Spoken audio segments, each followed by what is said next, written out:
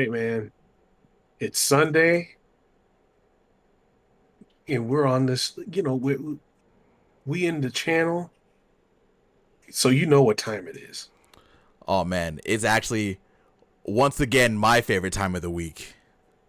Oh, it's my favorite time. Also, get Yep. to talk about some pro wrestling, Yes, but sir. specifically AEW. Yes, sir. We're doing that on this episode of Off the Top Rope. Oh yeah. So before we get into it, we got some housekeeping to do. As Start us always, out, Lionel. as always, make sure you are subscribed to our Twitter at TAGPW Podcasts. You'll get all of our hottest takes. You'll get all of our coldest takes. You'll get some takes, and then you'll be able to actually keep up with the episodes there too. Just in case you miss them, just in case YouTube doesn't tell you about them, you'll be able to see them there. Definitely just make sure to give us a follow on Twitter. Where else should they follow us, Profit? Oh, so you hear me say it on every podcast, but I'm gonna tell you again. So firstly, if you like this video, give us a like. I know it's super early for me to ask you to give it a like, but give it a like anyway. It'll be cool. Um, if you like what we're talking about, put some comments in the comment section. It will, we don't worry, we ain't gonna hurt you. We ain't gonna chew you up. We're gonna talk back to you, and we're gonna have some good conversation.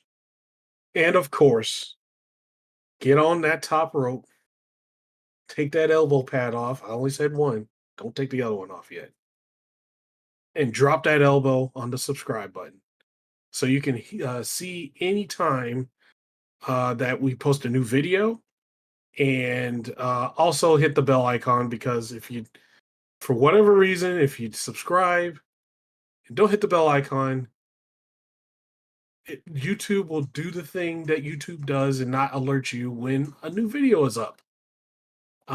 So right now, thank you. And let's get on to the show. Just as a heads up for everybody before we get into AEW, we are gonna do all of AEW on this episode. So this episode you will be able to get Dynamite, Rampage, and Collision. Uh, Let us know which way you like. If you like it separate, if you like them together, you guys let us know. And we will probably do that. But for now, we're probably gonna keep them together for a little while. Yeah.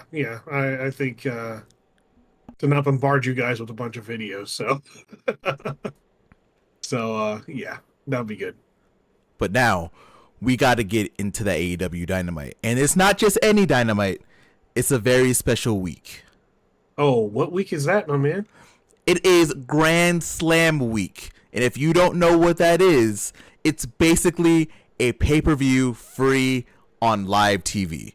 They are in Arthur Ashe Stadium, which no other wrestling company really runs there. They're in there, they're doing their thing. It's like a pay-per-view. Not really a lot of talking, a lot of action. Very, very fun. They do it once a year. Yeah, man. And night one did not disappoint. Not at all.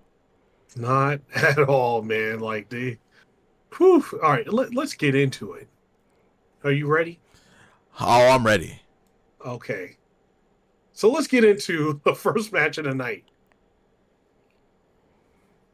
Bryan Danielson versus Nigel McGuinness. Whew. What first what can I say? See, look, I'm at a loss for words right now. Mm-hmm. What can I say? These guys fucking brought it this week, man. Like Nigel McGuinness is like in here wrestling like he's been there, like there's no ring rust, and he's been there for like, he's still like he's wrestling like he's still a full time guy. He put on him and Danielson put on a damn clinic, is what I'll say. God, did they? Like starting out right, we had Nigel McGuinness. He came to the ring and he was sitting there. He was waiting in the ring. He was waiting for Danielson to come in, man. And Bryan Danielson, Bryan Danielson's first theme song came on, his normal AEW theme song. And when that came on, no one came out. So Nigel, he's like, "Hey, give me the mic." He's like, "Hey, since Bryan Danielson isn't coming out, I want you to count to 10 and declare me the victor. And on top of that, strip Bryan Danielson of the title." So the ref starts counting. The ref gets to about, I think it was like 7 or 8, and a very familiar song started coming on. Final Countdown started playing. And as soon as Final Countdown started playing, the man himself, the world heavyweight champion, Bryan Danielson, came out. And my boy looked like he was fired up and ready to go. That boy was focused. Man. Like he was ready, man. Like the only thing I could say is you kind of hit it like earlier when you were talking about Grand Slam being a pay-per-view level event. He came out like it was a pay-per-view. That's the Danielson that came out today, or that came out on Grand Slam. Also, the fact that they're just dropping money for Final Countdown all the time now. Yep. Man, oh man, like Danielson got in that ring. Boy, they went to work. Oh man, like there's a lot I can say about this match. I'd probably gush over this for about a good 30 minutes.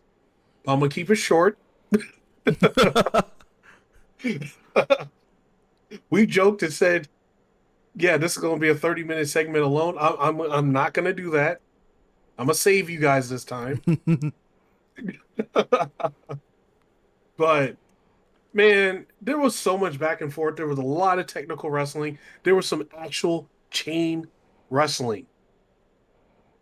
If you don't know what chain wrestling is, watch this match where you know, they're getting each other in holds, switching holds, reversing out of the holds, getting the other person in the hold, and like. But the thing about chain wrestling is it's got to be consistent. It's got to be smooth between both guys, right? If one guy isn't good at it, you could totally tell, and it sucks. These guys are fantastic at it, and it looked amazing when Yeah, they did man. it. Yeah, man. It was like, holy shit, they were actually chain wrestling here. Nigel, he was bringing it to Bryan, dude. He was bringing it to Bryan Danielson. There was one point Bryan Danielson drop kicked him into the rope, and he did his the teeter totter, came out and fucking blasted him with a clothesline, man. It was like, whoa. And Nigel was throwing those clotheslines in this match.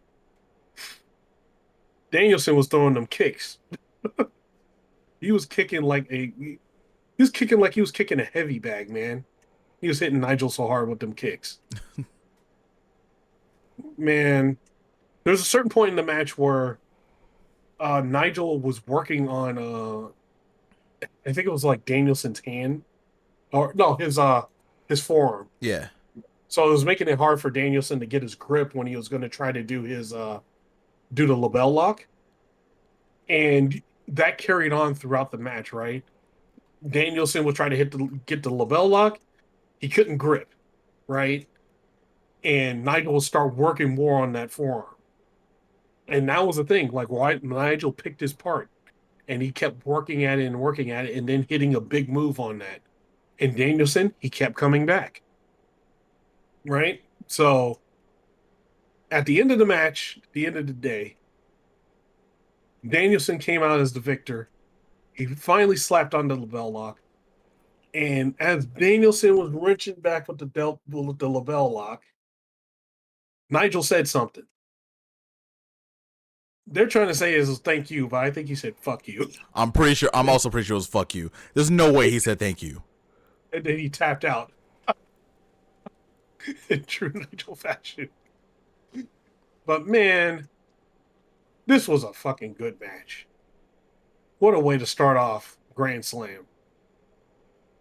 What are your thoughts, man? I've already given my praises to Bryan Danielson basically every week of this podcast. So I'm not going to do that. Just if you want to hear me talk about how Bryan Danielson is the greatest wrestler on the planet, just go watch another episode. Right? That's fine.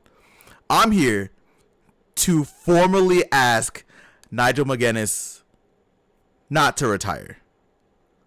I'm gonna need some more matches out of you, my boy. You ain't done. No, you ain't done yet. Even if it's not just against Danielson, you gonna have to look. I'm gonna need a good another 5-6 years out of you, my boy. You gonna have to keep going. I'm gonna need to see you on Dynamite. I'm gonna need to see you on Collision. I'm gonna need to see you on Rampage. I'm gonna need to see you in New Japan.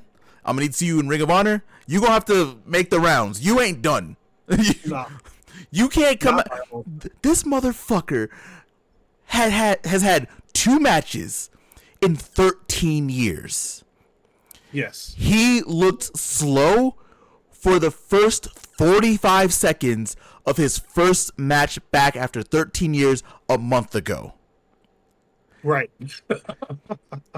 And he wrestled such a fantastic match. And again, I'm going to say it again. This is his second match in 13 years. And it looks like he's wrestled every week. Yeah. Yeah. Yeah, you ain't done. You gonna have to keep on wrestling. That's all I got. Yeah. All right. You can't give us the next 6 years. Just give us one a month, man. Come on. Nah, I see how he's wrestling. He can do once a week. Once every 2 weeks. Come on. Unless it's just a power up from wrestling Danielson. Like I don't know what this is, but no matter what, you ain't done in the ring, Nigel Mcguinness. No, man. Not by a long shot. Get you be like, Tony, I got the itch. I need to get back in there. Go ahead and get you some new trunks made. Be ready. Because I'm gonna need you to be international champion within the next year. Yeah. International champ. I need you to be one of them championships. I don't care. TNT, international, I don't care. You gotta take it. You don't have a choice now. You ain't got no damn choice. So, like, okay, so right after the match, of course, the father of AEW came out, Christian Cage, and, he pulled out his AEW contract and then pulled out the pin. And right when he was about to sign the contract to do the match, Kip Sabian comes from behind and takes the pin and runs away. So Christian Cage could not officially sign to do the match right then and there. He chased Kip Sabian, and then in the back, he saw Pac and Claudio, and they were mean mugging him, and he was like, "Nope, fuck that," and he left. That was the smartest move you did. He did. I ain't trying to fuck with those guys. They're crazy. Oh yeah, hell no. But yeah, overall, what if I was going to give it a Meltzer rating? Well, it'd be like 10.9 stars out of like 5. I don't know. These guys were doing it, man. Fuck. This match had no reason to be as good as it is. Like Bryan Danielson has been wrestling. We've seen how good he's been, right? Right. And this isn't one of those matches where like Danielson was carrying Nigel throughout the whole match and trying to like pick him up and move him places and do all that kind of shit. These two were wrestling. Yeah. Yeah. And that's why we need about 5 more years from you, Nigel. Look, I'm sorry, you don't have a choice. Like, I don't care if you want to retire. You can't retire. You are not allowed to now.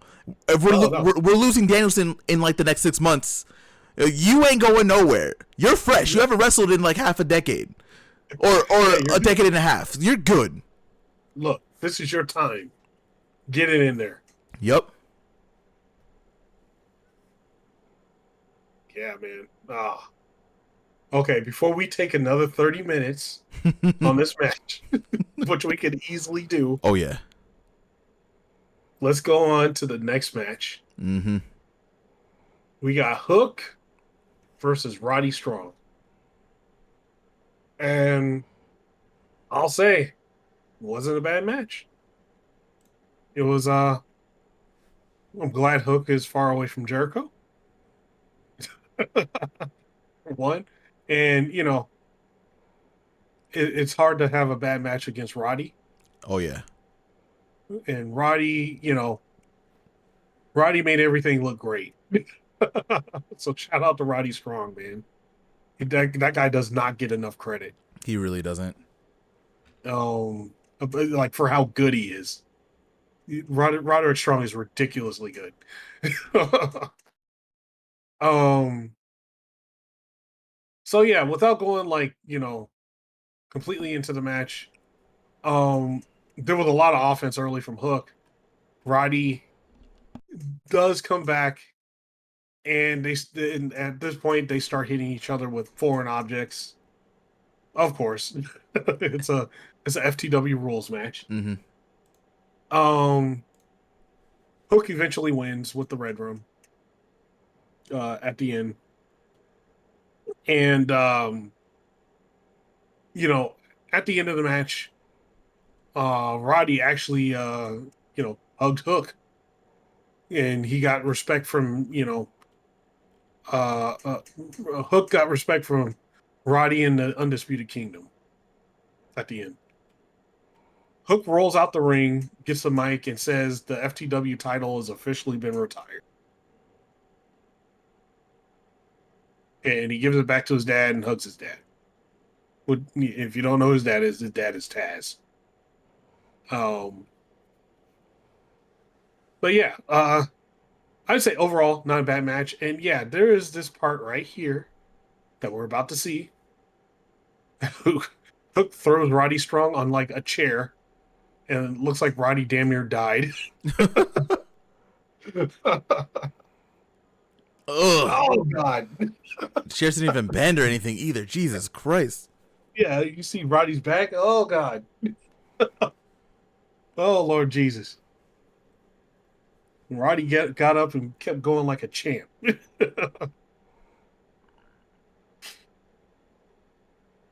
Ugh. Now we're just watching the match. Yeah. See, that's how good this match was. This match was good.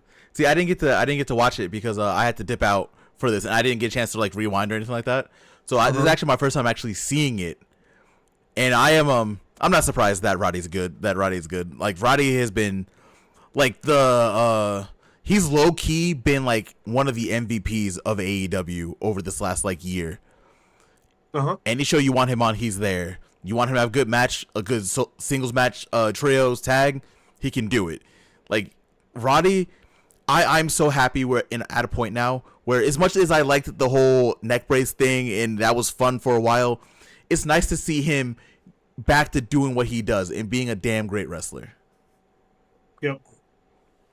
And yeah, and he's always the main thing too is he's always a threat. No matter what title, no matter what title he goes for, he's always a threat. Um, So it's always good. I'm low-key sad that his international title run was so short. Like how Willow's TBS title run was like super short. Like I do like they'll be around, so I know they're gonna get those titles again.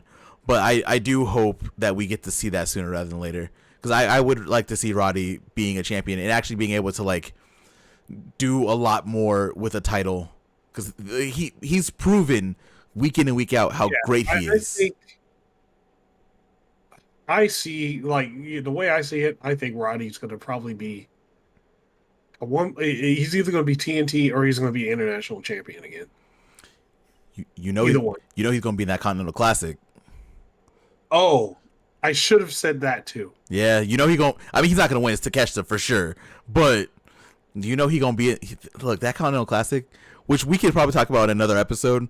That thing has the potential to be insane. Oh my God. Continental Classic this year, I am looking forward to see those brackets, man. Oh God. That's just going to be insane. And don't let Kenny Omega be be in the mix too. Be well and good. Oh my god. Oh, you didn't see what Ibushi said, did you? Which part? He had a post today. Did you see his Oh, post today? nope. Let me tell you. Let me tell you. Uh It was a picture of him and Kenny. huh. And he put this in English. He made this very specific. He put this in English. He said, I'm not gonna quote it, but like he said, last training session is done. Next stop, AEW. I have things to do there. And it was him and Kenny. So they showing up soon. They're rolling up, and so we're gonna have a wait. So the magnitude of this is huge, right? We're gonna have a good Kenny Omega, a well Kenny Omega, pretty much 100% Kenny, and a 100% Kota Ibushi. Yes. I don't think people are ready. We have Golden Lovers are about to be the next tag team champions. Yeah, and you know what? I can see it. You know what?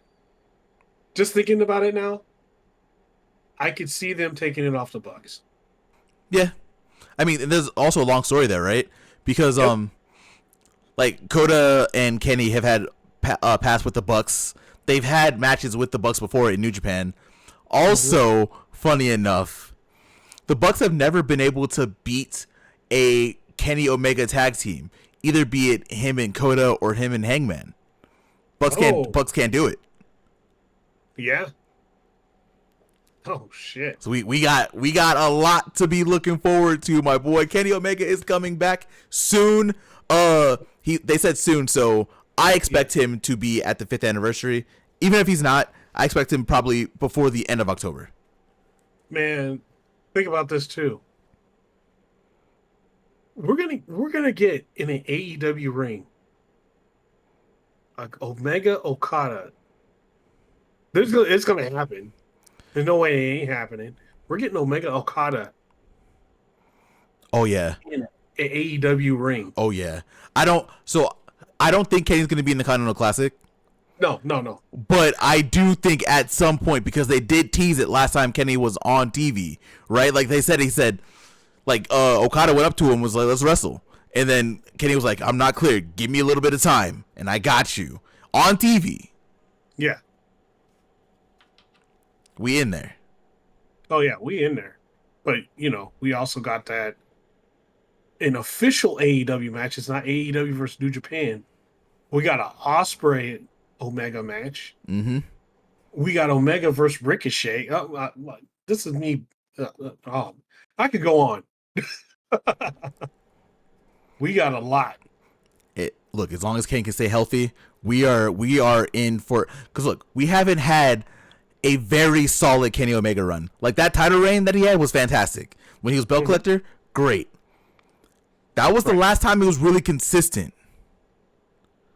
Yeah. That was like 2 years ago. Yep. Whew. But we gotta move on. I know we're excited for Kenny. Yep. We gotta move on. But you know what? Speaking of the Young Bucks, Yep. the next match was the United Empire versus the Young Bucks. What can I say about this, man? If anybody says the Young Bucks don't got it, watch this match. We said it They last ain't week, watched right? at all. Mm-hmm. They ain't watched at all. Like, that was some good tag team wrestling. Let me tell you. And oh man, I don't think I could break this match down. There was a lot of shit that happened. Nah, it was there was a lot. It was a fantastic tag match, which we knew it was going to be. Yeah, they turned it up. They definitely turned it up. There was a lot of like ridiculous moments here. Like there's one we're looking at right now where the Bucks set up Kyle Fletcher to do the TK driver. As soon as I think it was Matt Jackson was about to jump, he was going to springboard. He springboards, Ospreay hits him with the Oz Cutter. Hits him with the springboard Oz Cutter. Then Fletcher flips over, gets the reverse, gets Nick Jackson in a tombstone. Or is that Matt? Oh, it's Matt. It's Matt. It's Matt. That's Matt. Sorry. Gets Matt Jackson in a tombstone. Then Ospreay flips off the top rope, does the TK driver. They do the TK driver to Matt Jackson. Pin him. He kicks out. Then they do their forget what the hell the United Empire's move is called. Coriolis. They do the Coriolis. He also kicks out of that. Then Kyle Fletcher does another move from the top rope. Then Nick Jackson breaks up the count. That was like one little tiny piece of what happened throughout that match. That should tell you the insanity of it. Mm-hmm. Man, I'll say this every week. Kyle Fletcher that dude's a monster now. Dude went to Ring of Honor for 6 months. Well, I think it was like 6-7 months. Held the TV title for that amount of time. Completely leveled up his game. Now he's a monster. So towards the end of the match, Don Callis, of course, he gives Kyle Fletcher a wrench, not a wrench, but what the hell, a screwdriver to hit one of the Bucks with the screwdriver. Then he jumps up on the ring, distracts him. Right when Kyle Fletcher was about to hit him with the screwdriver, Will Ospreay's like, "No, don't do this." So he takes the screwdriver, he gives it to the ref, and then Matt Jackson hits Ospreay upside the head with the belt. Before he could hit Kyle Fletcher rolls him up to do a pin. Nick Jackson hits him with the belt, knocks him out, and then Matt Jackson pins him and gets the win. The Bucks win. That was such a damn good match. It was very good. We for sure expected it to be good. Like no one doubted that it was going to be good, right? I'm still on the camp where I do wish it was like an established tag team. The match probably would not have been as good for sure. I'll take that bullet, but I do wish it was like someone more established in AEW. But this match was great. Plus, we do get more story because now, right as it stands right now, it wasn't Kyle that defied Dawn. Kyle was gonna hit Matt with the screwdriver, or Matthew with the screwdriver. Yep. Ospreay stopped him, and realistically, even though Kyle Fletcher is the one who got pinned, they lost because of Ospreay. Yep. So now we got to see where this is going to go next, and Ospreay can't even focus on this part now because he has Ricochet today. As this podcast comes out, he has Ricochet. Yeah. And how's that going to work, right? Like, so everybody in the Don Callis family and everybody was pissed at him. Even Kyle Fletcher. Kyle Fletcher was pissed at him. Yeah. So, I'm waiting to see where this goes. If I have, I kind of have a prediction. Go for it. I think the Don Callis family is going to make Ospreay lose. Ooh. I think Ricochet is going to walk out the new international champion. I mean, if you want to have Ricochet prove himself the best way, the quickest way, give him the international championship and let him run, right? Have him beat Ospreay, and then he wants to go to New Japan. Send him to New Japan, defending that belt for a bit. Yeah. Anything, yeah. Yeah. Rev Pro, New Japan, everywhere. Just send him everywhere. He's just showing up in random places defending the belt. I'm actually down for that. Yeah. Plus, they'll get Ospreay away from the title for a little bit, and then he can focus on whatever's gonna happen with between him and the Don Callis family. Yeah. it opens up a lot of things. I feel like that's the way to go. What do you think, man? I'm actually excited for that. I do. As much as I want Osprey to continue holding that title, I do think that it is a good idea to give it to Ricochet and just let him run, and then let Yeah, Osprey do his thing. Because right now, I'm not saying that Osprey is above the international championship. I'm not at all. That's not what I'm saying. What I'm hmm saying is it is time for him to prep to be world champion, yeah, because for sure, it's gonna happen. for sure. Yeah, like I think it's the next step, right? Like there's two steps. Like for me, there's one of two ways we can do this, right? He loses that championship, and then the next championship that they send him to prop up is maybe the I wouldn't maybe the Continental Championship Now, see, because I think they have to catch it for that, so I think we'll be fine there. yeah, or and like right now, Jack Perry's killing it on the TNT title. Hell yeah, bro. Like it's he's like one of my like every week when he drives up in his fucking sweet tooth car or sweet tooth ice cream truck, I'm like, yeah, buddy, he's gonna fuck somebody up. It's like one of my favorite things to watch every week. But yeah, like I think he should be prepping to be world heavyweight champion. Get him them big feuds, man. Start getting him some really big feuds Mm-hmm.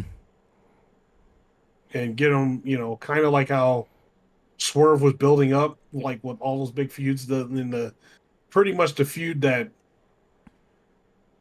you know put Swerve over the top was the feud with Hangman. I think Osprey needs a feud like that. Yeah, you would think it would be Ricochet, right? Like, because they Hmm. have the history, but it would be a good idea to just like let them have this match. I'm gonna keep on saying today, have them have this match today, then Yeah. break them apart for a little while. Let Ricochet do something with the international championship. Let him build himself up like kind of how Osprey did, and then get Osprey prepped for main event status. Because let's be real, we can be perfectly honest. Osprey is already main event ready. Like, that's not a question. Right. Now it's about making he has everything to be a main event star in the United States. It's already done. Just Yep. let him get that last feud to cement himself, and he can have that with the Don Callis family. Because look, Kyle Fletcher is a beast right now. Yeah.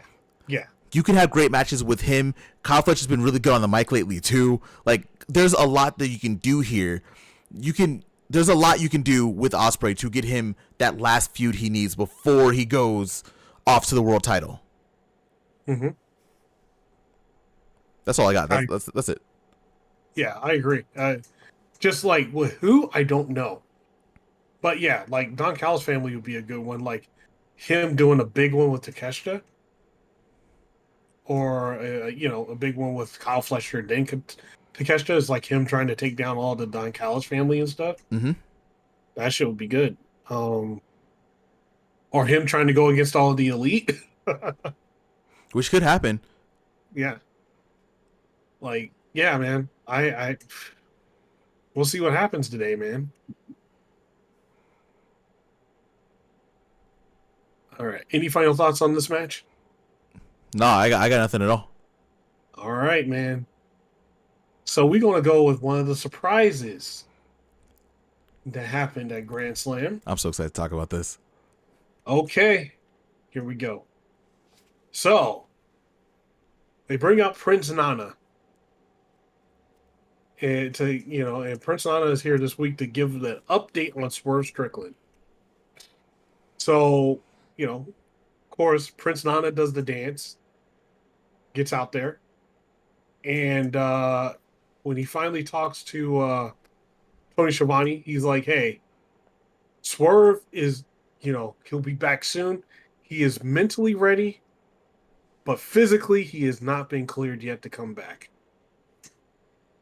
And Right when Nana was about to talk about some other things, we hear a very familiar voice cut him off. And they're looking around like, wait, who's that cutting him off? Coming out of the good old heel tunnel is MVP. Oh man. And man, oh man, great to see MVP here. Man. So, like, to end it up, to tie it up, MVP was talking about how, oh, he has all the confidence in the world in Swerve. Swerve was doing his thing. But the problem with Swerve right now is his management. Of course, that pissed off Nana. And he's like, hey, we're not here to, get into it. But he's like, hey, the next time you see Swerve, give him my card. And he gives him MVP's card with the Hurt Syndicate on it. With the Hurt Syndicate. Oh, man. Oh, boy. Some shit is about to go down, man. Because we know MVP ain't alone. He ain't coming by himself. No. We're going to see who comes with him. We're going to see the Lashley, Shelton Benjamin come with him. We'll see somebody. But he didn't come alone. That's for damn sure. Any thoughts on the segment? I'm going to take this opportunity to do a little shitting on someone. Do it. MVP, Bobby Lashley. We don't know if Bobby Lashley's coming to AEW, so whatever. Shelton Benjamin. We know they would still be in WWE if WWE decided to just reform the Hurt Business. Yep. That's what they wanted. They all wanted to stay in WWE. They all wanted to just do the Hurt Business. There was no reason why it should have been let go of to begin with. Mm-hmm. They couldn't form it back under Triple H. We probably know why. I won't talk about it. We decided not to talk about that. So now, WWE let go of arguably one of the greatest, not just black managers, one of the greatest managers of our generation. MVP is such a good manager. He's such a good talker. He knows exactly what to do. He can still go in the ring if you really want him to also. Yeah. Like, they let that go because they just didn't want to do the Hurt Business. So now we get MVP unleashed. When's the last time you heard MVP say goddamn? Because he said that during this promo. Yep. MVP sounded heated. He was ready. He said, look, you can't handle Swerve. I'm going to handle Swerve. I got this. You move out of the way. You go shuck and jive somewhere else. Let him be a part of the syndicate. Yeah. I'm so happy to see MVP to begin with. First off, I cannot wait to see where this goes. Because when is the last time we had two separate management factions fighting over one wrestler? Not in a long time. Yeah, I don't even know if that's ever really like happened like that, right? But it's different, it's unique, and like you said, we know MVP ain't here alone. So once Swerve says no to him, who's gonna come out and jump him? Yeah, that's the case. $1 million question. That is the question. But I could gush about this a lot. All they did was talk. I'm just so happy to see MVP here. Like I'm just excited to see him doing something he wants to do. And I'm so happy for AEW for letting this happen. I'm happy they didn't try to like bring him in and change it and do other shit. Let him do Hurt Syndicate. Let him show why he is one of the greatest managers of this generation. And let him get this first feud off with the franchise of AEW. Perfect. Yep. And you know what? Now's the perfect time to talk about it. Uh-oh. So, this is why, one of the reasons why I love AEW. And we've said it in other podcasts and things like that, but I think in context of the things that have happened the last few weeks, and, yeah, hell, even Swerve called it out, EJ and Doka called it out, and all that. One of the reasons I'm glad AEW exists is because it gives everybody an opportunity and chance, specifically people of color, black people in general, Mm-hmm. right? The last, here's the difference, guys. Look at the last 5 AEW pay-per-views. Tell me how many how many singles matches had a one. We could break it down: black male, black female, in a singles match on a pay-per-view. Hell, even on TV. Pretty much all 5 pay-per-views had them. Now let's look at WWE, and you'll see the difference. The difference is WWE has not had a black male singles wrestling match, or a black male in a singles wrestling match on a pay-per-view in about 2 years. Mm-hmm. 2022 was the last one. Think about that, guys. They literally just went to Atlanta, hip hop mecca. No black people on the card. Really? They got a host. They got a host. So you have one of the most talented women's wrestlers in the world, Bianca Belair. 1 not champion, and 2 off TV, and 3 being a goddamn host. Right? You got Trinity almost doing nothing, pretty much getting punished because she won the TNA. Whoa, she left WWE, left WWE, went to TNA, won the women's championship over there, proved that she is great, comes back to WWE, and is put into oblivion, complete nothing. Let's look at some of the other wrestlers, like oh man, I almost called them Crime Time. Jesus Christ, see, that's how Oh how much that no. shit blends in over there, Oh right? no. Montez Ford hasn't even smelled the championship, man. Right? For no fucking reason. There's no goddamn reason Montez Ford has not been Intercontinental Champion, U.S. Champion, World Champion, all of that. Yep. Nigga's literally one of the most talented people on the roster. Hell, he can't even get a championship in NXT. Nope. What is that? This is why I'm glad AEW exists. Because not only do they not have that problem, they have no problem showcasing black wrestlers and people of color. They let all the wrestlers, if they want to display their culture, they let them display their culture. They're not afraid of that. They're not going to wash them down. They're not going to tell them to be a fucking terrorist on camera. Yeah, I'm looking at you, WWE. Get your drones out me. I don't give a fuck. No, WWE has a really big problem right now. It's the fact that it's noticeable and the fact that it's been coming up because okay, so to backtrack, the reason why this whole conversation came up pretty recently was because it was noticed that WWE is going to be in Atlanta for Bad Blood. That's their next pay-per-view. I'm not going to call it a PLE. Sorry. Yeah. And Jade Cargill, who, everyone can agree or disagree on her. That's not the point. But she's going to be hosting. And they don't have any black talent wrestling on that show in Atlanta. Like, it doesn't make sense. And it's not like WWE has a lack of black talent.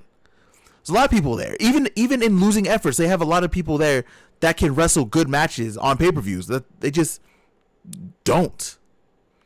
Yeah. They don't at all. It's just frustrating to see.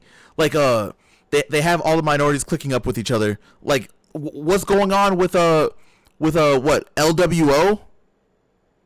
What's been going on with that? Why are they all together? Are all the Hispanics together like that? What is going on with Bianca? Why is Bianca barely on TV?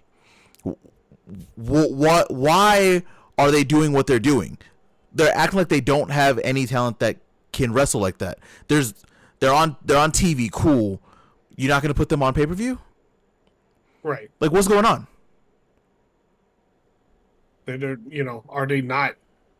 Because let me tell you,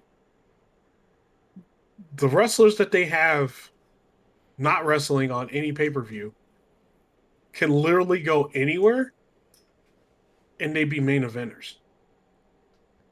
Yeah. There's no way Montez Ford goes somewhere and he's not a main eventer. You can't tell me that. Like, fuck you if you do. There's no goddamn way. Montez Ford, for example, we've been saying for like 5 years, like everyone's been saying, okay, it's time for Montez to get his singles run. It's time, and it just never has happened. Right. WWE has a problem. Like they have a problem, and I don't care if you want to spout any kind of bullshit about it. If you don't have a problem with it, like we are in a time where it's not just roided up white men that are champions. They're champions everywhere. We want to go back to AEW, for example. Mercedes is basically a mogul herself. She's been a champion. She's doing her thing. Fucking Athena is breaking records in Ring of Honor. And I know a lot of y'all want to disrespect Ring of Honor because it's not on TV. But she's main eventing pay-per-views in Ring of Honor. She is literally the longest reigning champion of all time in Ring of Honor. But y'all will disrespect that. Just like NXT, y'all have all the black talent on NXT, and they'll be doing fine. They'll be champions over there. But as soon as they get to the main roster, they can't do anything. They can't be on main roster pay-per-views. Like, y'all have fucking Carmelo Hayes, who's been main eventing pay-per-views in NXT. He can't even get on the pay-per-view anymore. Make it make sense. If that's what you want to be, if you want to be the white mecca for white wrestlers to do whatever they want to do on the main roster, fine, be that. But that's why you're losing people like MVP. That's why you're losing people like Bobby Lashley. That's why you lost people like Shelton Benjamin. You're going to keep on losing talent like this until you guys figure it the fuck out. And with the leadership that's there now, I'm pretty sure this is what they want. And that's all I'm going to say about that. I'm not going to go any further. Yeah. And you know what? Like, it's just, other podcasts are probably scared to talk about it. We ain't. We're two black men. We like to see black people succeed. We like to see other people other than just buff white men be champions. Yeah. Like, I want to see everybody, I want to see it all. I want to see everybody have their chance to shine and be a champion. Like, it can't just be like one set of champions. Yeah. Right. Like, it just can't. And WWE is still caught in the 50s. So, there's that. Well, and don't give me they have, Nicki Minaj singing their, theme song now. No, I don't care. That doesn't do shit for me. It's Megan Thee Stallion, but I got you. Huh? Megan Thee Stallion, but I got you. Yeah, Megan Thee Stallion, whatever. But yeah, it's just frustrating to see, and I don't think they're going to fix it because this is probably intended. Yeah, but I don't know. I thought, I thought long and hard. And I'm like, no, fuck that. We ain't gonna let it slide. We gotta call it out. Mm-hmm. We'll see if they change. I doubt it, but we'll see what happens. No, they ain't changing. No, yeah, this is them. This is them, dude. They ain't changing. Go ahead, Trips. Well, good old Triple H era. This is what you wanted. But yeah. But back to the place where the best wrestle, AEW. Yes, sir. The segment with Prince Nana and MVP, it was great. And I can't wait to see where it goes. I can't wait to see who's gonna be that guy that jump swerve. Whoever it is, they are going to be in a match with Swerve at Wrestle Dream. I have no doubts. We're going to get whoever it is, cough, cough, cough, largely, against Swerve Strickland at the next pay-per-view. I think they're working up to Bobby Lashley. I think it's Shelton B. Woo, I'm cool with that too. I think it's Shelton Benjamin, man. But we'll see. Whoever it is, I'm down with it. It's going to be great. Any final thoughts on this segment? No, I've gushed enough. I'm good. All right. Let's move on to the next match, which is Mariah May versus Yuka Sakazaki.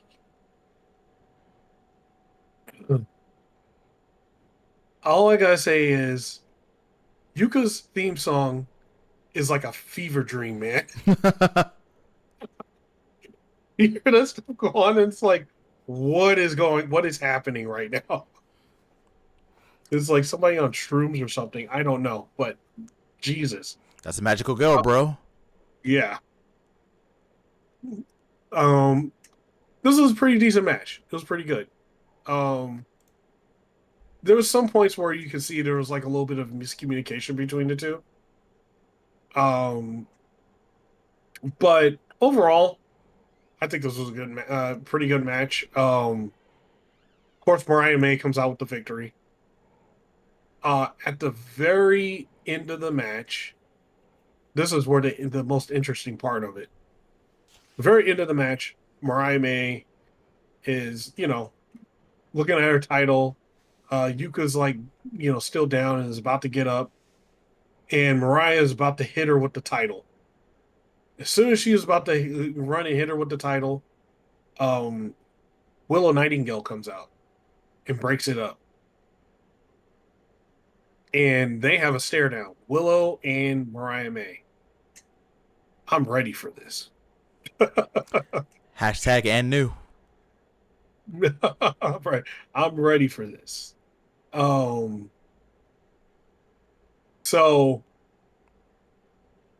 as they're doing the stare down, Mina Shirakawa's music hits. And when Willow turns, Mariah May blast her in the head with the title. And then I think she hits Yuka too, and then runs outside the ring and picks up Mina and they're spinning around, embracing, all happy. Well, actually, Mina's like, "What the hell's going on here?" Yeah, she looked very confused. She's like super confused, and Mariah's like, "Oh, everything's fine," and is like, doing all that. And right when Yuka runs up, Mariah May runs away to the back, and Mina Shirakawa is like standing in her way, so she can't get her. But match was decent. I think like the best part of it was the end with all the setup that's going on. Because Mariah did not know that Mina was just in a tag match with Toni Storm over the weekend. Mm-hmm. So there's going to be some fallout with that. So we'll see. We'll find out.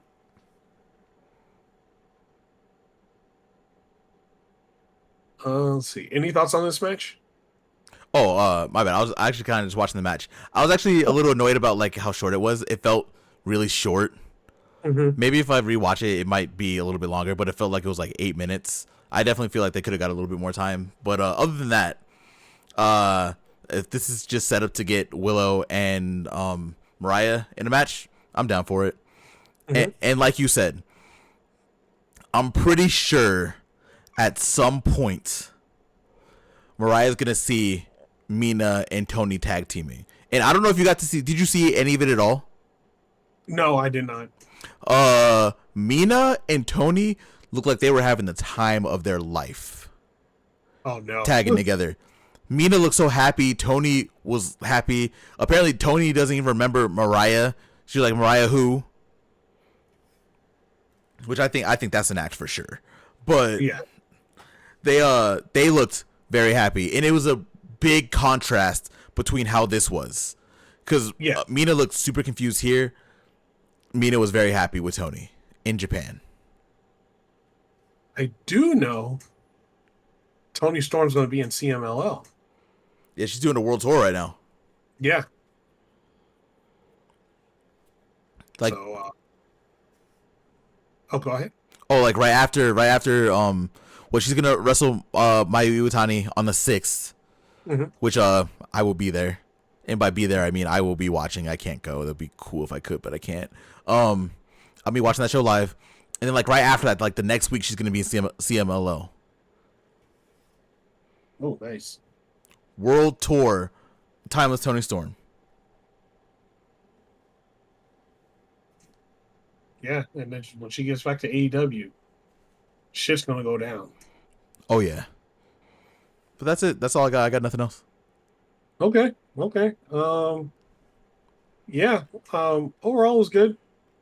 The end is the end of the match and everything that happened after all the new setup is probably the best part of it. Mm-hmm. I enjoyed the Wow. match. I enjoyed the match, but I definitely like I said, I wish it was longer. Yeah, I think like they were running low on time because they needed Mox and Allen out, next. Mm-hmm. They needed them to get all their time. Okay, so let's go to the final match of Dynamite. Yes, sir. Jon Moxley versus Darby Allin. Welp. More like Moxley murders Darby Allin. Pretty much for 15 minutes, it was just death. Hey, Mox told him. It's like, hey, this is what you want. I'm going to take it from you. And he did that. He beat down all 160 pounds of Darby Allin. He just fucking destroyed him. The whole match. Like, there's one point where Moxley, like, threw him so hard he flew out the ring and then hit the steps. Like, he flew hard, man. Like, it was like watching somebody fly out of a car window. That's how crazy Darby Allin flew. So there was a little. I'm not gonna say there was a whole lot of back and forth in this match. There really It was wasn't. mainly Moxley. Mm-hmm. It was mainly Moxley, and then Darby Allin got some offense in, right? Like, and then at the end, Moxley did the Death Rider off the top rope to Darby Allin. Shit looked brutal. Um, and yeah, Moxley, pinned Darby Allin after that and got the victory in completely brutal fashion. There was one point where he was doing the choke and Darby was spitting up blood and all kinds of shit. It just looked nasty, man. Yeah. It was this match was brutal. Oh, and on top of that, anytime Darby Allin tried to get some offense in or tried to do do something, Marina Shafir was there to pretty much to stop it.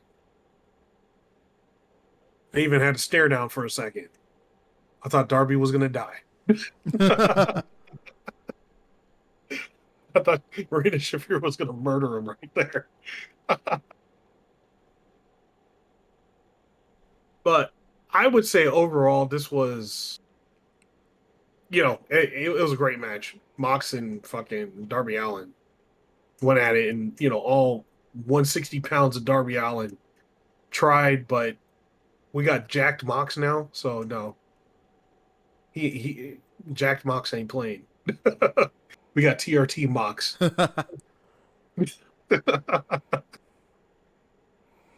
I mean, you knew it was gonna happen, right? You knew once the match happened, you knew Moxley was gonna win it. There was no way that Darby was gonna win it. And I know there are people who are upset. And honestly, like I get it. I get why people are upset that you couldn't just get Darby like going to Wrestle Dream. I fully understand it. Darby is young. Darby will have his time. Right now, there's just I know it sucks, but right now there's another story. The story with Mox and Danielson is just honestly more interesting than what would happen between Darby and Danielson. So Darby will have his time. It's just not right now. Yeah. Yeah. Darby is going to be AEW champion at some point in time. For sure. It's not even an opinion, it's a fact. He's going to, at some point in time, unless he dies in Mount Everest, he's going to be AEW champion at some point in time. Knocking on wood, just in case. Knock on all the wood you can. Yeah.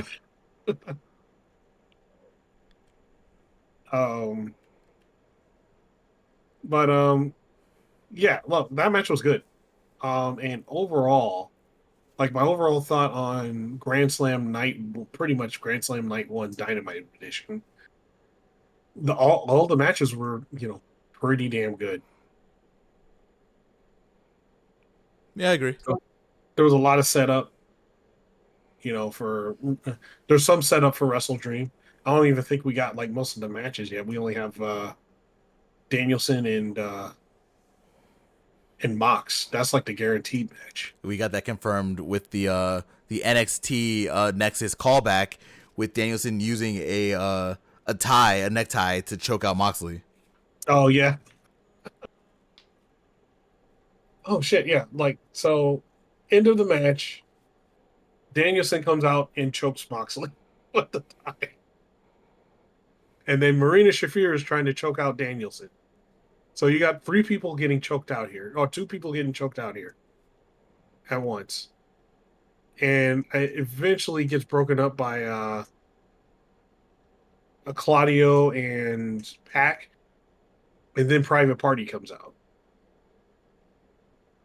And that kind of sets up their trios for Collision? Yeah, Collision. Yeah. Collision. Or the murder in Collision, I should say. Mm-hmm. But yeah, just still overall, great. It was a good night 1. Got any final thoughts, Lionel? I actually just kind of have to agree with you. I do think this night 1's fantastic. This was a really good episode of Dynamite. I don't think there was really anything that was any low parts on it. This felt like it was just good from top to bottom. Yeah, no, nothing else. We will be talking about Collision pretty soon, though. Yeah, and I'll say, like, I think, like, if there was a low, I think the only low is what you mentioned earlier is, Yuka and Mariah May not getting enough time. Mm-hmm. I think that's probably the only low. They could have taken the time away from Jamie Hayter and Saraya, but we'll talk about that probably in a few minutes. It's okay. The right person won that match. That's true. There's only one result that should happen, and it happened. Mm-hmm. Let's see. All right. So, with that, we're going to go straight into Rampage. And this episode was a fun episode, but I'm gonna just kind of knock this one out real quick. I'm also gonna on the first match, after I'm done talking about it, I kind of want to ask you something because I think it was hilarious, and I noticed it while we were talking about the whole Dynamite show to begin with. But okay, first we will talk about the opening match of Rampage, which was Malachi Black and Buddy Matthews against Lio Rush and Action Andretti. For those of you who don't know, there is currently a story right now where Action Andretti is being a little bitch. He's real upset about losing a lot lately. He's getting real mad, real angsty. Oh, so he's acting like a teenager. Oh yeah, he's definitely acting like a child for sure. To no surprise, House of Black won this match. We don't have to talk about. Yeah. We don't have to get into the details of it. Everyone knew House of Black was going to win this the second they announced it last week. Lio Rush rolls out of the ring. Action Andretti is the one who gets pinned, by the way. Lio Rush rolls out of the ring. They're getting ready to leave. But Action Andretti's dumbass decides to get up He looks real angry. He has a water bottle, and he throws the water bottle at the back of Brody King. Out of all the fucking people in the world, get pissed off and throw a water bottle at. You throw one at that fucking behemoth. But who didn't even wrestle, so he is fresh. He was standing outside the entire time. Action really got squashed, and it would have been worse if Top Flight and Leo didn't pull him out of the ring. Yeah. And actually, one of the things too is they would have won because Leo Rush was on the top rope, right? Mm-hmm. Before Action Andretti tagged in, was like, "I got this. He's down." Right? Yeah. They would have won if Leo Rush would have, hit his move off the top rope. But Action Andretti tagged himself in, and then Leo Rush got knocked off the top rope, and then he got, Action Andretti got black masked, and that was it. Yeah. It was all his own fault that they lost. Oh, one thing to mention too: the Righteous were watching this backstage. We find out why on Collision. We'll talk about that on Collision when we do that part. Mm-hmm. Yep. But yeah, that's all for that match. This also ended up setting up for Collision. Action Andretti versus Brody King. Yeah, a public murder. That's what it set up. Yep, it went exactly how you think. We'll be talking about that when we talk about Collision. But do you have any thoughts on this match at all? No, I actually thought it was good. I thought it was a good match. Nice. Next up, we have a returning Anna Jay coming back from Japan against Robin Renegade. Yep. And I'm gonna say what Ospreay said. This is what Ospreay said. I can't tell. I don't know the difference. But Ospreay was saying that like her footwork is better and her technique is better. I can see technique's definitely better.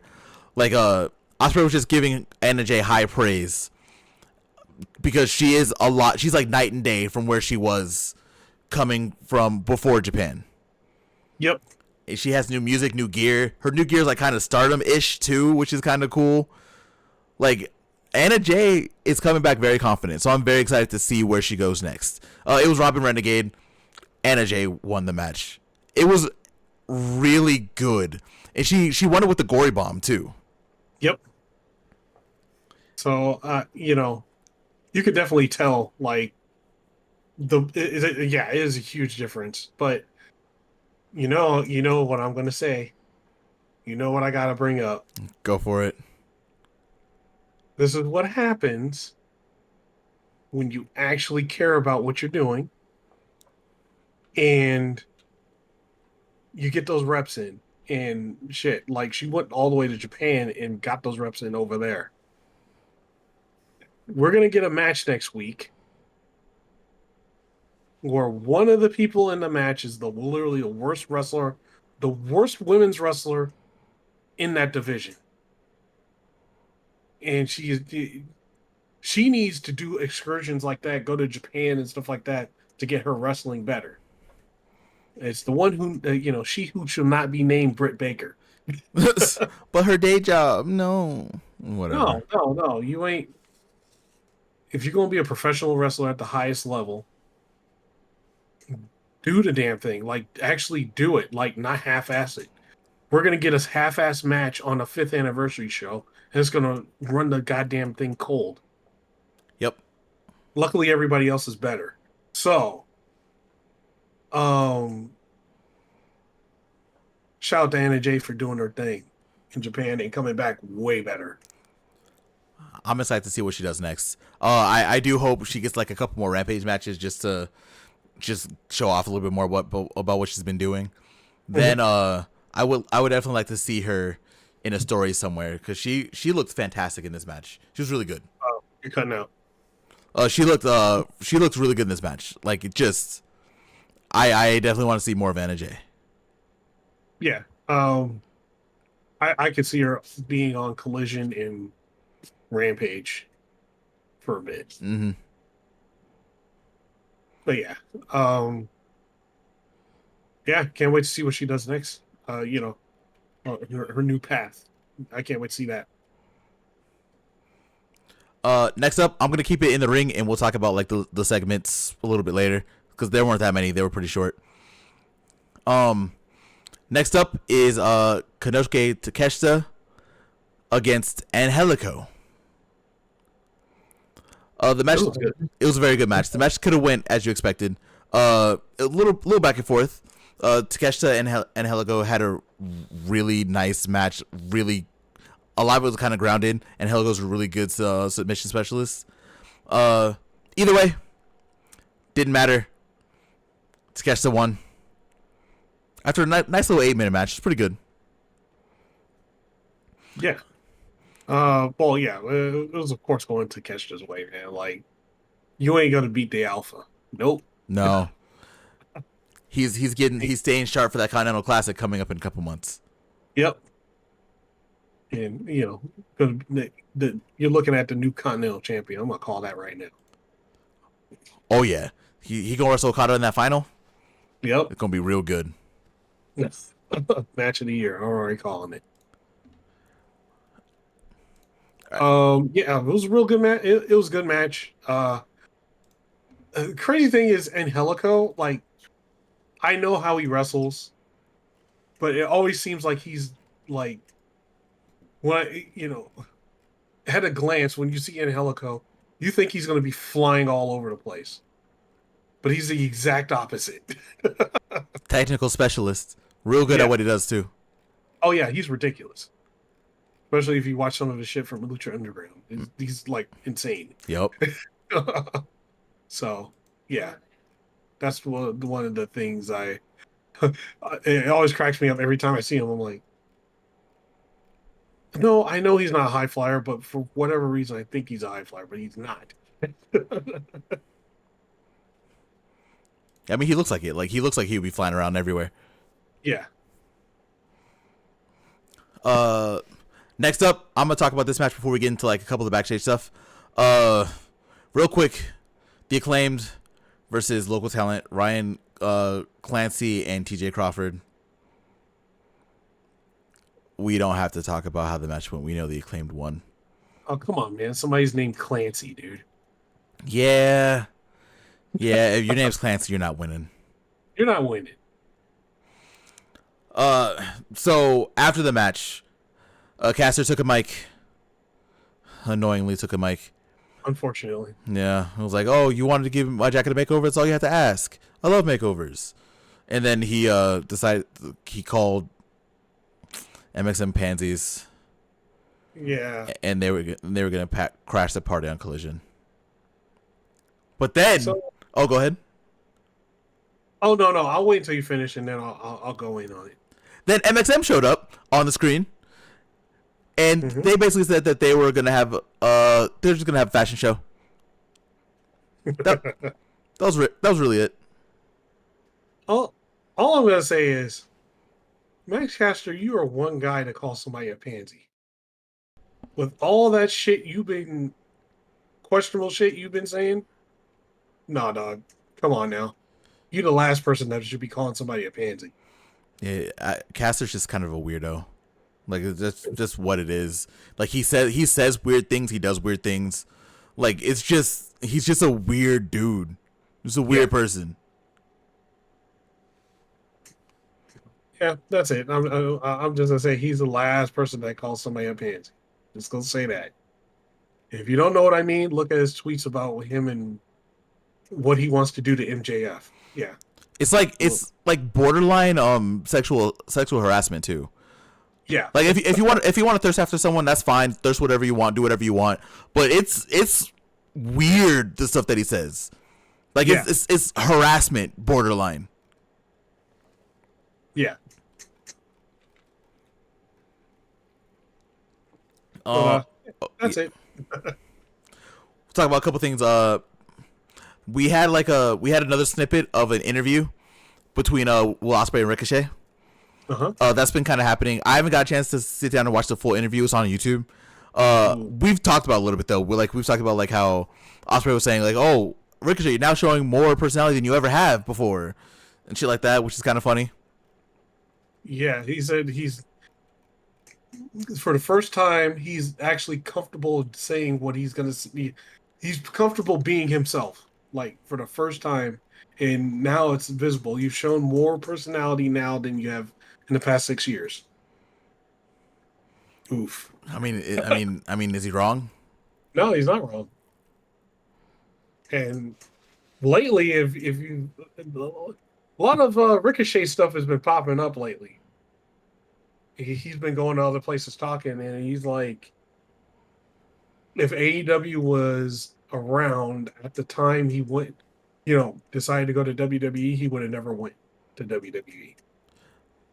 I mean, He would have went straight to AEW. yeah, And he was also saying that all he was in, like, pretty much all his only role in WWE was to take everybody's moves, which pretty much was the thing. He was taking everybody's moves and losing every match. yeah. How many championships did he win? Was he ever like Intercontinental Champion or anything like that? Oh shit, I don't think so. Hold on, let me make sure because somebody gonna fact check my ass and I'm gonna get destroyed. Oh, let's see. Oh, I got you. He was an Intercontinental Champion. He was a United States Champion, North American Champion, and he was 2019 Dusty Rhodes tag winner with Malachi Black, Aleister Black, and he was the first WWE Speed Champion. So in 5 years, he won one, two, three. One was NXT, so I don't know if that counts or not. But he won 4 titles in 6 years. Speed Championship, the new hardcore title. He won 3.5 championships in 6 years.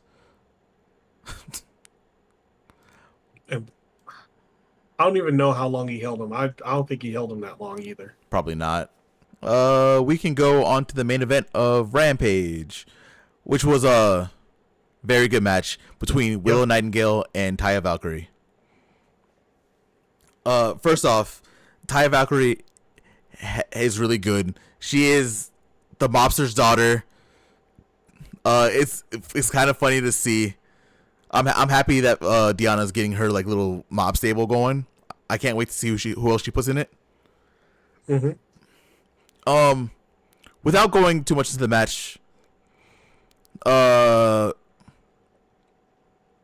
spaced on what I was gonna say. Actually, I've done that a couple of times. It's fun. it was a really good back and forth match. Taya was showing why she should be on TV more often. Yep. And Willow is Willow. Like, I don't think we can say anything about that. Like, if Roddy Strong is the MVP of AEW on the men's division, Willow is the MVP of the women's division. Willow has jumped leaps and bounds this year. She's so good at what she does. Yeah, she's amazing. Like there's, I think we've said it on probably one of our first podcasts. She is probably one of the best in the division and the best babyface in the division. Mm-hmm. Or actually, the best babyface in all pro wrestling. Oh, easily. I don't think, at this point, I don't think it's a discussion anymore. No. Willow did end up winning this match. The website's calling it the gut wrench power bomb, but it's the Babe with the power bomb. Like, we know the name of the move, and Willow got the win. Yep. And that was Rampage. You have any thoughts on that before we go into the other show? No, Rampage was pretty good. We got, there's a lot of people I'm glad were on TV. Like, again, you called out Taya Valkyrie. Glad she's, back on. Getting some spotlight because she's really good. Mm-hmm. There's no reason she shouldn't be on TV, right? And Anna Jay getting back, coming back from that Japan excursion, showing that what she's learned, and all the things that she has learned, from that excursion. It's just great to see.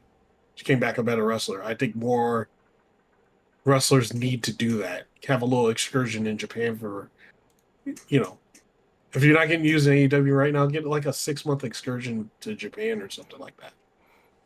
Pretty sure they'd let you do it. Yeah, we know at this point now that like other companies will book you. They will for sure book you. So you just gotta be willing to go. That's really it. You gotta want to do it. Yeah. But yeah, no, that's it. I think we can move straight into Collision.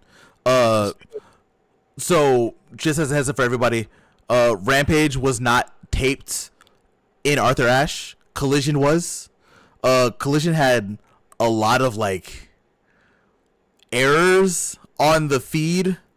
Like there was a lot of weirdness that was happening. Like if you watched it on TNT, you saw like the segment numbers and stuff like that, and it was weird. But so this is technically night 2 of Grand Slam, and we start with the Saraya's rules match with the unproblematic icon Saraya versus Jamie Hayter. And I will say this. I know we talked about it. I actually didn't hate the match that much. I think the match was all right. Mm-hmm. Saraya seems a lot more comfortable in the ring now. As much as I'm still not really a fan of Saraya as like a person. She seems like she's a lot better in the ring now. She's willing to take a lot more. They had like tables set up all around the ring and stuff like that. They had a lot of weapons out.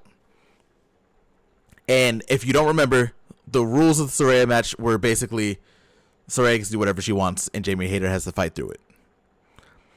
They added a new rule at the very beginning of the match that Saraya gets to, quote, slap the slag, unquote.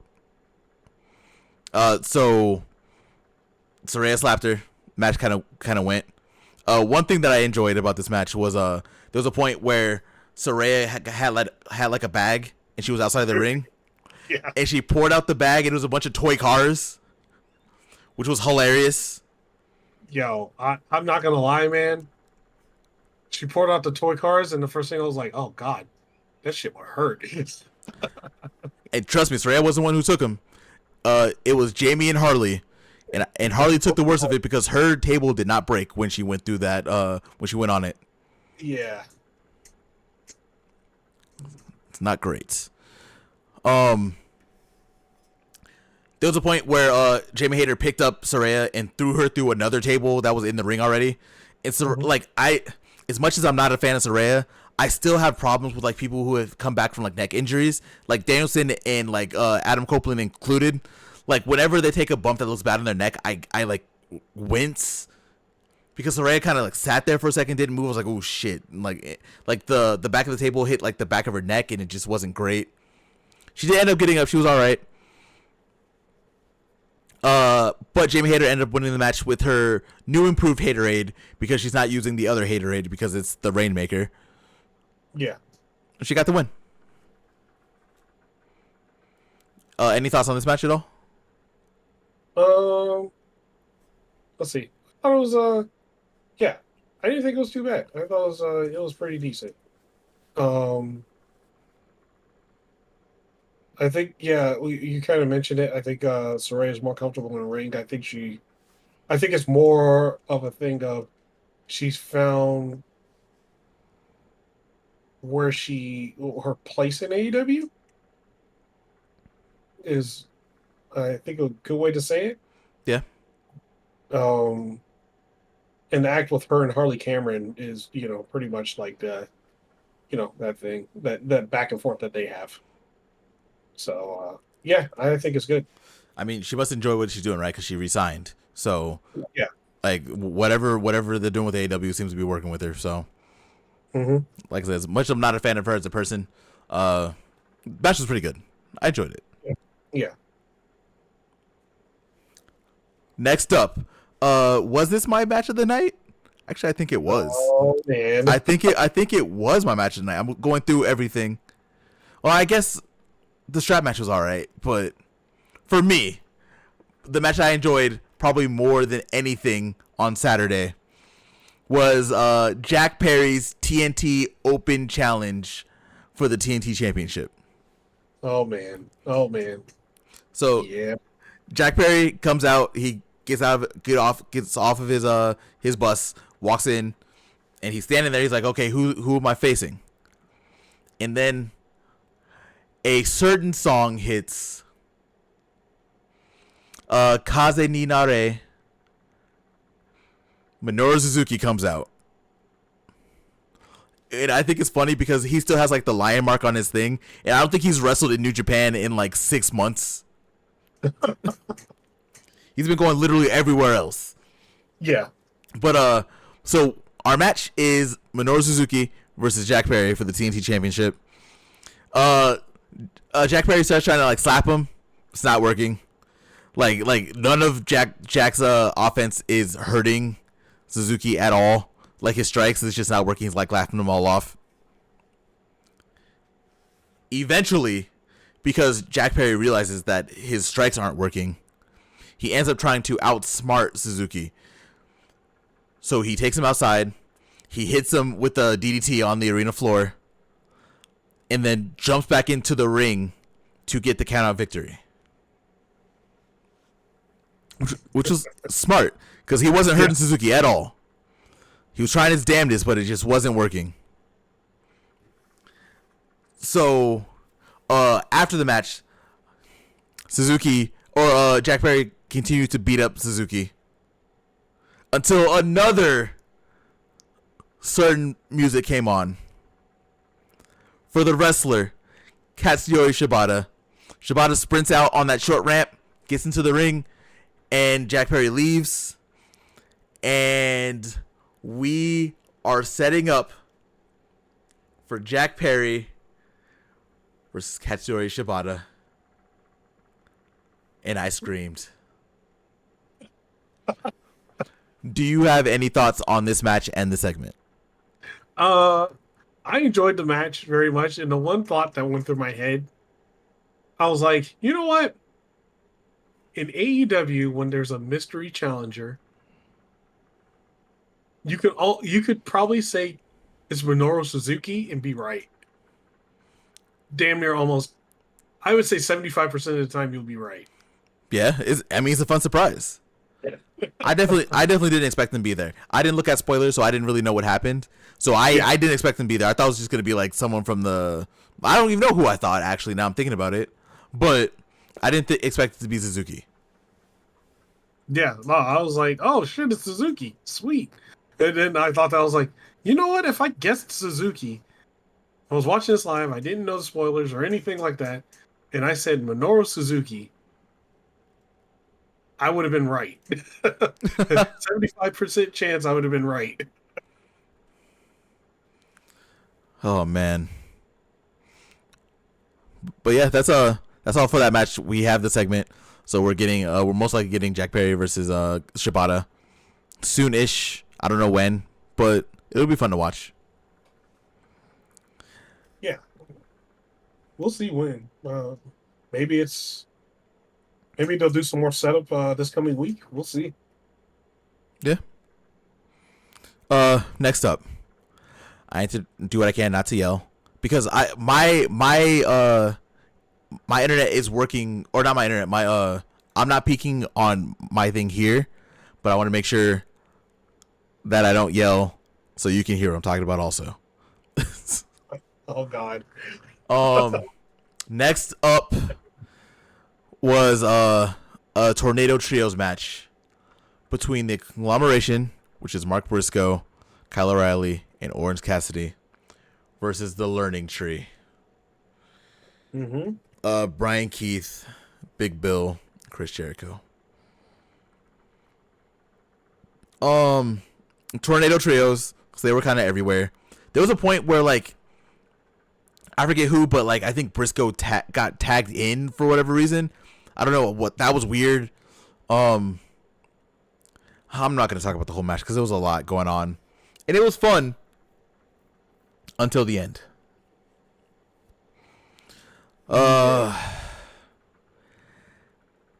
Jericho pinned Mark Briscoe and decided to do the title gesture So it sounds like we're going to be getting Mark Briscoe versus Chris Jericho for the Ring of Honor World Championship. Yep. I'm going to... What are your thoughts before I get into it? It was inevitable. Inevitable. It was always going to happen. But I don't think he's going to win. So, against Briscoe. Ain't no damn way. We shall see. I hope not. I kind of have a problem with Ring of Honor right now. What's that? A lot of their champions, and granted, I guess this is understandable because they all shoot at the same time, they all do the same thing. But a lot of the champions, a lot of the people that are on AEW are the ones that hold championships in Ring of Honor. And I kind of wish we were at a point, because it's been a couple years now, where we can have more exclusive champions other than for whatever reason, Athena is only in Ring of Honor, but every other champion goes everywhere. Right. And I don't get it. It's been a couple years. We've had people be there. Like, I guess the Ring of Honor TV Championship is in Mexico, so that's different. But every other championship other than Athena is held by people who are on AEW TV in some capacity, consistently. I'm ready for that to be done. Yeah, eventually they're going to have to split it. Yeah, they have to. I could go on a tirade about Jericho, but I won't. I've said enough about Jericho. Everyone already knows that I think this is stupid, and I don't think Mark Briscoe should be wrestling Chris Jericho for the Ring of Honor World Championship. But it already happened. There's nothing I can do. It is what it is. That's all I got.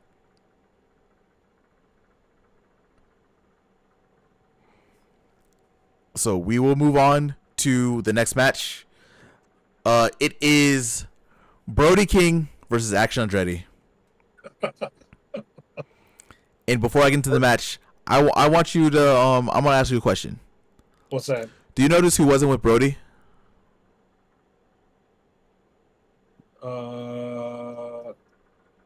Wait, Aleister Black? Oh, not Aleister. Jesus Christ. Yeah, Malachi and Buddy weren't there. Brody came out by himself. Yep.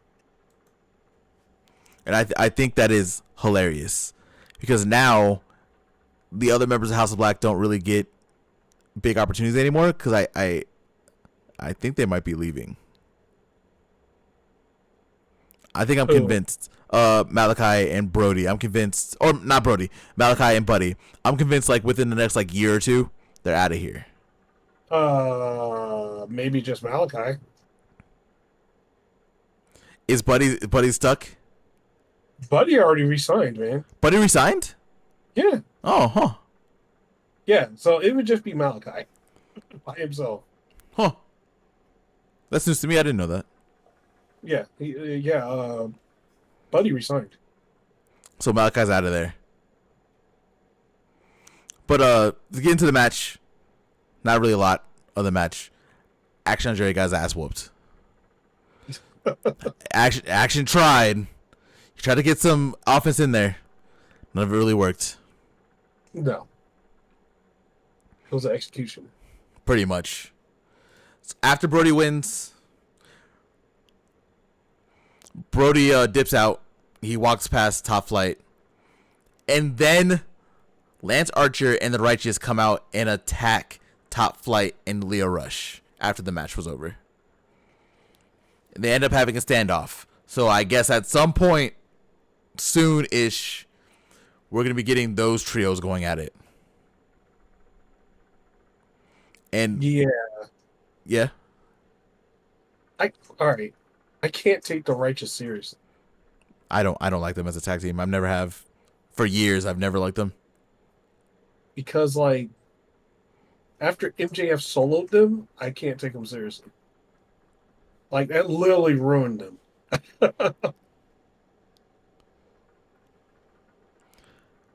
I honestly never thought they were that good to begin with, to be completely honest. So Mhm. it is what it is. It's whatever for me. I've never liked the Righteous, Right. but yeah, you're right. After that 2-on-1, it like MJF's like title reign, including the tag team title one, was it did a lot of harm. It did. But Yeah. we'll see what happens next with them, I guess. Yeah. Like, especially to them, because, like, them, it's like, wait, he soloed you guys. Like, that means, like, you cannot, there's no way you can be any legit tag team. Like, one guy soloed you. You see the problem with this, right?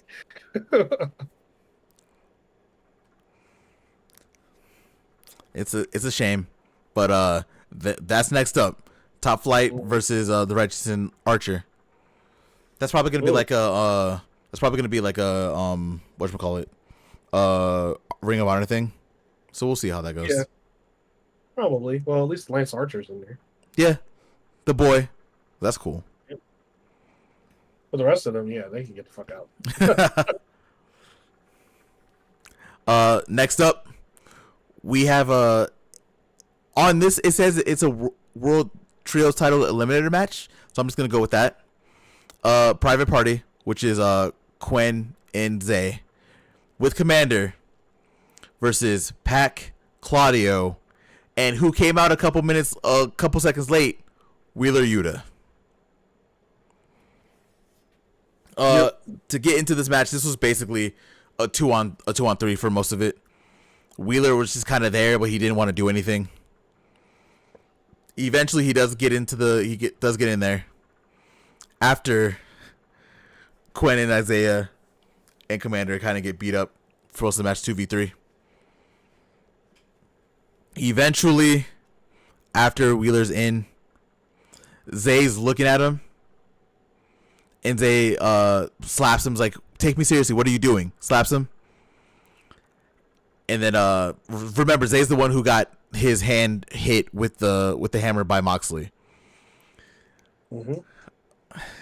Wheeler Yuta then goes crazy and then beats the shit out of Zay, hurting his hand, and then wrapping him up in the cattle mutilation. So Zay taps out. And the former BCC are still Trios champions. Yep. Any thoughts?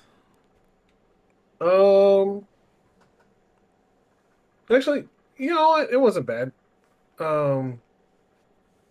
already knew what was going to happen, but this wasn't an eliminator. This was a title match. Because, like, Claudio and them were saying, "Hey, we have to defend our title." Oh, it was for sure was, but for whatever reason, AEW site is saying it was an eliminator match. Oh no. Oh, yeah, that's weird. I don't know. That's why I was like, that's why eliminator match. I'm pretty sure it was just for the trio championships. I'm pretty sure. Yeah, because even commentary said it. Yeah, so I'm not sure why the AEW site says this, but you know, You gotta get on that guy. They wrote the show, I guess. Oh, okay. Yeah, wasn't bad. I'm curious to see who's going to take the trios title from them. Not sure. But yeah, wasn't a bad match. It was okay. Yeah. Next up, we have our one talking segment for Collision, which was MXM Collection doing their Fashion Week show. Which this went crazier than I thought. I thought they were just gonna show off the jacket. They actually showed off they had a bunch of models come out, but the models were like they had like little masks covering their faces, and it was Madden and Mansoor's face on the thing. So they were kind of just like walking around. It was hilarious. They had names. I don't remember all the names of them. Eventually, the one name I remember is the man who was standing behind them on the little vertical stage. Yeah. that said his name was Hans, Hans. and they were very excited to see Hans do what he was gonna do. I'm happy I didn't call this. I didn't even try to guess. I just kind of sat back and watched. Mansoor and Mason finally took off the blanket that was on him, because he was in a blanket the entire time, and we got to see the jacket. And we've talked about it privately, but that was definitely just a JoJo's jacket, straight up.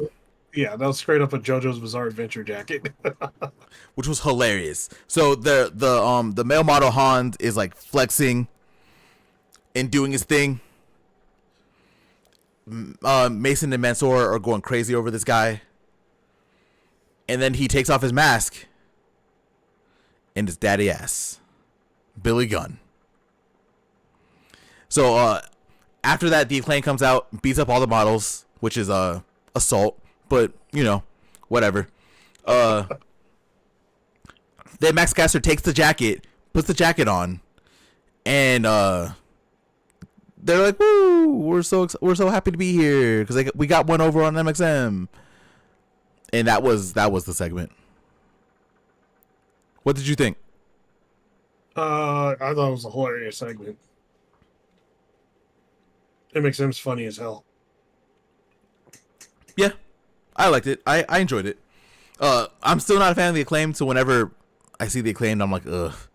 But overall, it was still a really good segment. Yeah. All right. Next up, we have a lumberjack strap match between Jeff Jarrett and Hangman Adam Page. First off, we need to talk about the rules of the strap match, because I definitely thought it was going to be something different. I thought that they were going to be strapped together in a lumberjack match. I did not expect the lumberjacks to have the straps. So that was a thing that happened. The lumberjacks were Dark Order, Big Sat, and Jay Lethal. Big Sat appearance and Jay Lethal. And the Bang Bang Gang, who fucking Juice, bro. It's the best, man. He's in his wrestling gear, but has like a lumberjack shirt on, so he's a literal lumberjack. Hilarious. Hilarious. The match was a thing where we're not gonna close that TV. We're gonna just let that rock. The match was a thing about like how Hangman didn't really have any friends anymore, and it seemed like everyone was gonna be out to get him. So Hangman didn't want to go out of the ring. Jeff Jarrett got thrown out of the ring first on one side, and Big Sat was there, and Jay Lethal, and they kind of just hugged him, and Jeff was laughing. They get in the ring.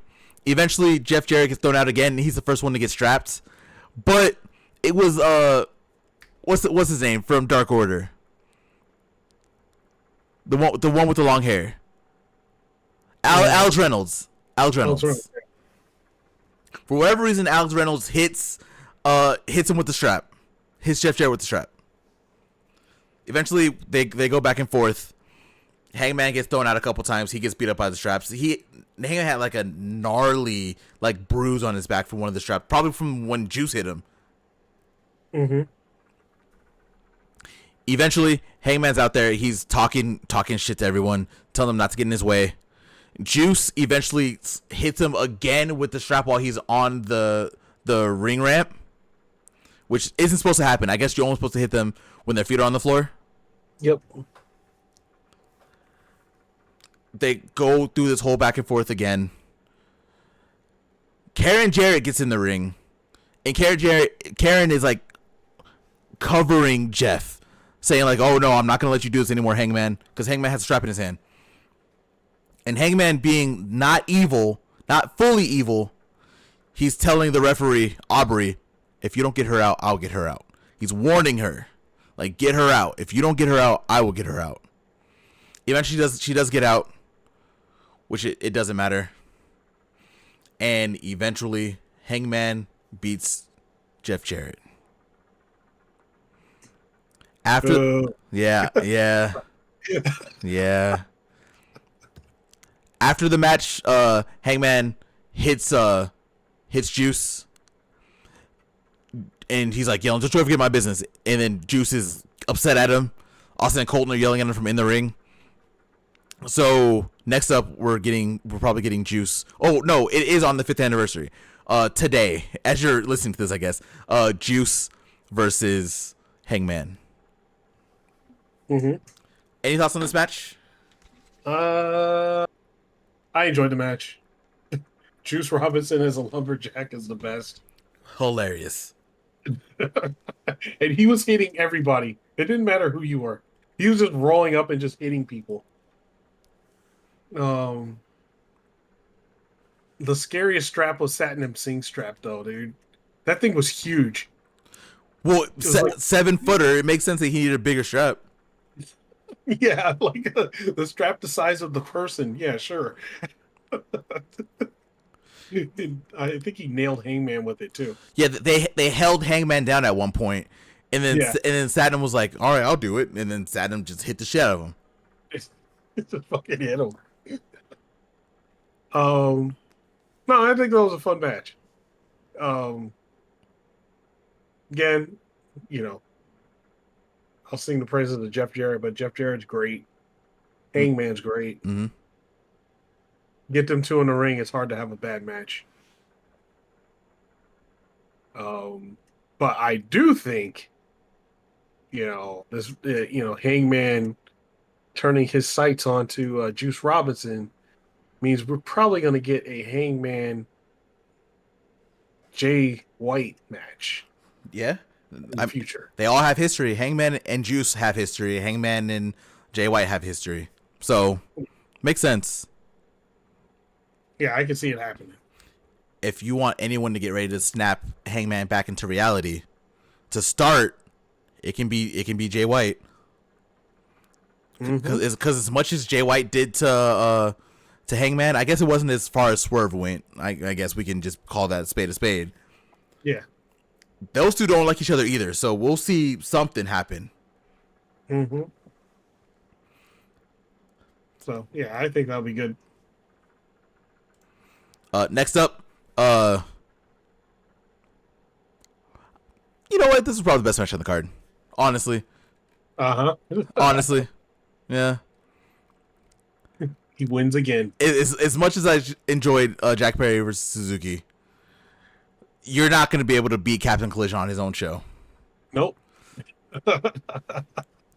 So we had a 3-way Lucha Libre match between Hologram, Captain Collision, the Beast Mortos, aka Frank, who was on Hey EW, by the way, which you should watch the episode. It was hilarious.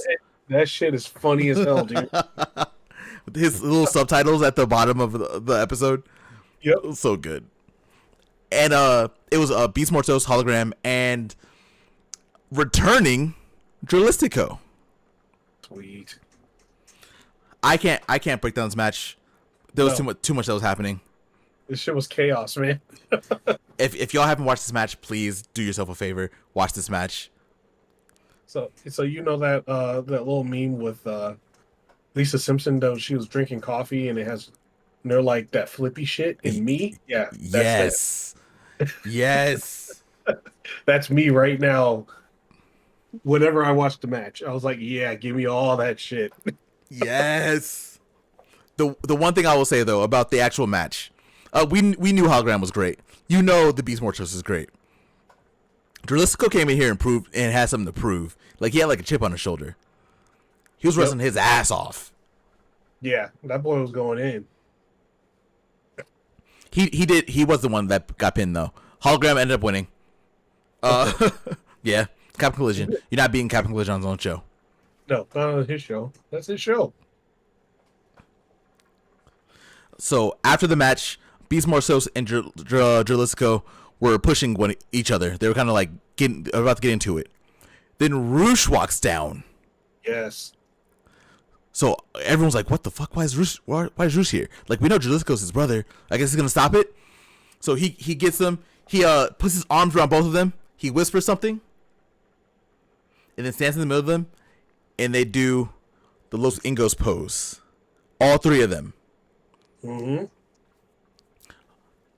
Ian said, "LFI, I am not doing that shit. We're not bringing that back. I'm not calling it LFI. It's Los Ingos. Los Ingo blah blah blah blah blah blah. God damn it. It's Los Ingos. Like, we're not doing LFI. It's not coming back. Never again. No." So all three of them working together, which means we're not going to get Roddy and the Undisputed Kingdom with Mortos too much anymore, I guess. Oh. Yeah. But he's in the stable faction now, so that's dope. Yeah. And Hologram did the dumbest thing. They were doing the pose, and he decides to try to attack Roosh. It's like, dude, you're only one guy. I know you're Captain Collision, but you done fucked up when you try to attack Roosh. I mean, and then Mortos and Duralistico is there, all on the same side. Yeah. Hologram ain't smart. He's real good at what he does. He's really good at holding down Collision. He's really good at matches, but definitely not smart. Yeah, no, that was the dumbest thing you can do. That's like Mike Bailey levels of stupid. Yeah. He should have just... I wish he would have just joined him. Something. Not attack him. Or get out of the ring. You don't have to... No. run away. Because Roosh headbutted him, and then it was all over. Beat the crap out of him after that. Mm-hmm. So now we're gonna get I'm guessing Hologram versus Los Ingos. Mm-hmm. Which it should be really good. At least it's different. Next up, main event time. Yep. Somehow one of my least favorite matches of the night. We had a Continental Championship eliminator. This one's for sure an eliminator. We know that for a fact. Yeah, that was an eliminator. One half of the Ring of Honor Tag Team Champions, Sammy Guevara, against Kazuchika Okada, the Rainmaker. Yep. I'm not gonna get too much into the match. Y'all knew Okada was gonna win. Of course. But one thing, Sammy hit Okada with that GTH super hard. Yep. Did not look great. There was a receipt. Yeah. I mean, either way, they wrestled a match. Sammy came out to like no reception. He got a little something at the end, but realistically nothing. Can we be real for a second? Yes, please. All right. Sammy's never gotten a reaction. Ever. I remember when he gets the same reaction now that he got when he first joined AEW. Like Pretty much, yeah. Like when he first came out, everybody was like, "Who the fuck is this guy?" And now it's like, "Oh, it's Sammy. I don't care." Right? Like, yeah. I don't know. It's just he doesn't. Unfortunately, he does not have that. He can wrestle, but he doesn't. He doesn't have charisma. He doesn't have any. Yeah, I mean, I'm also not really a fan of him either. Like, he's like one of those people, like, I don't know if he's a bad person or not. I don't know these wrestlers. Like, we don't know them as people, right? We only know as much as we can. Yeah. You only know as much as, like, you hear them talk and stuff like that, as much as that's not real either. Mm-hmm. Sammy just seems like a douche, and I'm not really a fan of him. No, that's really it. Yeah. He definitely should not be wrestling fucking Okada. Like, we could have got somebody else. Like, we could have someone else in the spot. Like, because we knew Okada wasn't going to lose this match either way. Like, this could have been... If you want another young talent, that's fine. I right now... And I don't believe in giving up on people. I don't. Like, eventually Sammy can have this, like, come around. But right now, Sammy needs to figure himself out. That's why he needs to be on Ring of Honor. He doesn't need to be on, like, AEW right now. He really needs to figure himself out and figure out what he is going to be in the next 10 years of his career. Because this ain't it. Yeah. You have any thoughts on this match? I did like the end of it. The reverse into the Rainmaker. Yeah, that was pretty good. That was pretty sick. But yeah, no, it's not. Okada's not losing because it is Okada's season. Okada also reverted it back to like 20% of his power. He was doing a lot. He was doing his thing, and then they had to wrestle. He had to wrestle Sammy, and then he was like, whatever.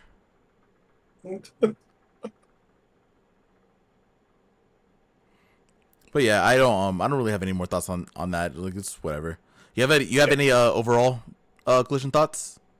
Overall Collision was okay. It was okay. It wasn't. There there were some spots that we called out that it was just kind of fell a little flat, Yeah. In some areas, but there was some good. There were some good matches. To kind of even it out. The bads weren't so bad that they crushed the show, right?